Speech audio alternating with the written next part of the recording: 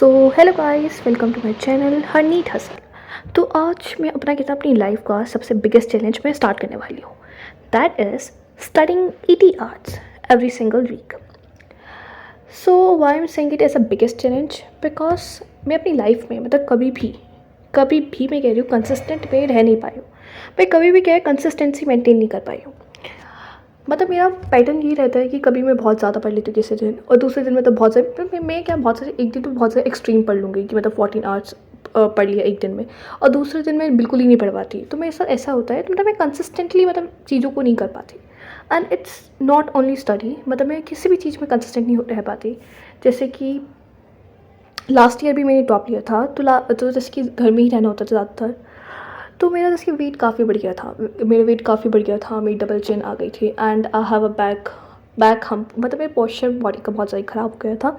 And जो मेरे आसपास के लोग मुझे मतलब इसके लिए बोलने लग गए थे। तो मतलब जैसे कि मैंने डिसाइड करा था मैं कि मैं पार्क जाऊँगी, एक्सरसाइज करूँगी। तो मैं 1-2 दिन तो गई, बट उसके बाद मैं कभी जा ही नहीं पाई। तो यही है, मतलब मैं चीज़ों को लेके मतलब कभी भी कंसिस्टेंट नहीं रहती, और शायद मैं कंसिस्टेंट रहती तो मेरा इसी साल सिलेक्शन हो जाता। मुझे पता है आप में से बहुत से लोग ऐसे होंगे जो सोच रहे होंगे कि अभी तो बहुत समय है, थोड़ा बाद में प्रिपरेशन स्टार्ट करेंगे। देखो, अगर आप बात करते रहोगे तो आपको पता भी नहीं चलेगा ये टाइम आपका कब बीत जाएगा, कैसे चला जाएगा, पता भी नहीं चलेगा। देखो, दिसंबर आते ही मतलब पता है एक होच-पोच सी हो जाती है, मतलब बहुत डर सा लगने लग जाता है दिसंबर आते ही कि अब 3 महीने बचे हैं, अभी 2 महीने बचे हैं। मतलब फिर तो ऐसे काउंटडाउन स्टार्ट होता है, मतलब बहुत ज़्यादा ही। तो इसलिए अब देखो आपके पास है टाइम कितना। मैं एग्जैक्टली आपको टाइम बताऊँ तो आज 25 अगस्त है, और 25 अगस्त से 3 मई तक देखोगे, क्योंकि आपको पता ही होगा मई जो नीट का पेपर है वो फर्स्ट आपका संडे ऑफ द मई को होता है।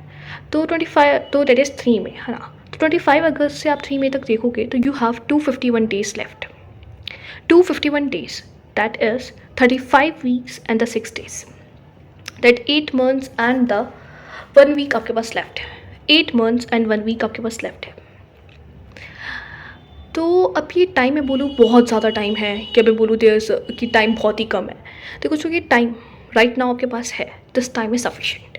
Believe me, this time is sufficient if you work with extreme consistency.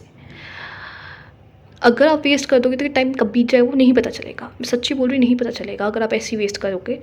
But if you study ना, this time is sufficient if you work with extreme, कहते हैं एक्सट्रीम कंसिस्टेंसी।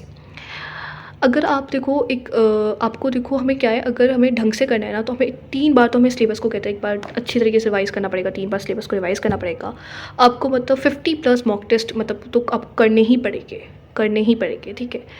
तो ये है, तो इसलिए हमें सोच रही है चैलेंज स्टार्ट करने का, कि थोड़ा हम कंसिस्टेंट रहें अपने प्रिपरेशन में। सो मैंने आपको वैसे इस चैलेंज के बारे में तो बताया ही नहीं।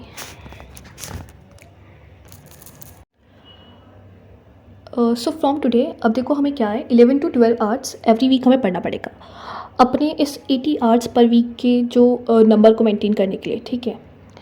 तो मैंने ये डिसाइड करा है, देखो जैसे कि हमारे पास 35 वीक्स लेफ्ट है फॉर द नीट 2026।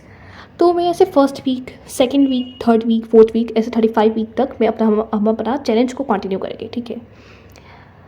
अब इस once a week, maybe on Sunday को हम क्या करेंगे, I will going to share my progress, ठीक है, हियर वंस अ वीक, कि how many hours I actually studied, कि एक्चुअल में कितना पढ़ा है, कौन से चैप्टर मैंने कंप्लीटेड कर दिया है, क्या मैं कैसे स्टेप बाय स्टेप मतलब कैसे प्रिपरेशन कर रही हूँ, मतलब उस चीज़ के बारे में every Sunday once a week आपके पास एक वीडियो आएगी, एंड उसमें हम उसको देखेंगे कितना प्रोग्रेस हुआ है, कितना नहीं, ठीक है।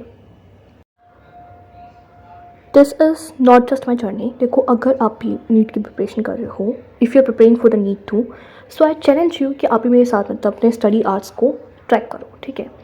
एंड रिमेंबर, अगर आपका बैकलॉग है तो उससे डरो मत, क्योंकि मैं भी अपनी प्रिपरेशन मतलब अभी स्टार्ट कर रही हूँ। तो मैं भी अपनी प्रिपरेशन अभी से ही स्टार्ट कर रही हूँ, तो मैं भी अगेन 2.0 को फॉलो करूँगी।